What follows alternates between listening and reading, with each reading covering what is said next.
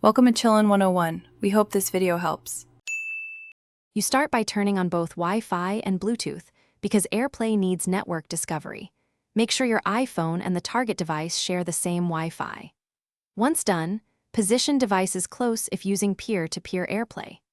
Now open Control Center. Swipe down from the top right on Face ID models or up from the bottom on Touch ID models, so you can access screen mirroring and audio output quickly and begin the connection process.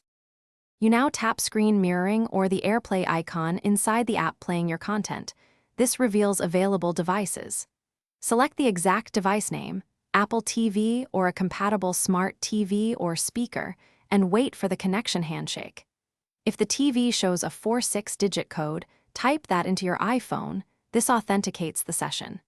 Make sure to adjust volume on both devices and, if using video, set orientation on your iPhone so the content displays correctly on the screen. To end Airplay, return to Control Center and tap Stop Mirroring or hit the disconnect control inside the app. This cleanly releases the connection. Once done, make small adjustments like switching audio output or changing video resolution in the receiving device's settings for best quality. If you run into problems, restart the iPhone and the Airplay device, verify both are on the same Wi-Fi, and install any pending iOS or firmware. Thanks for watching.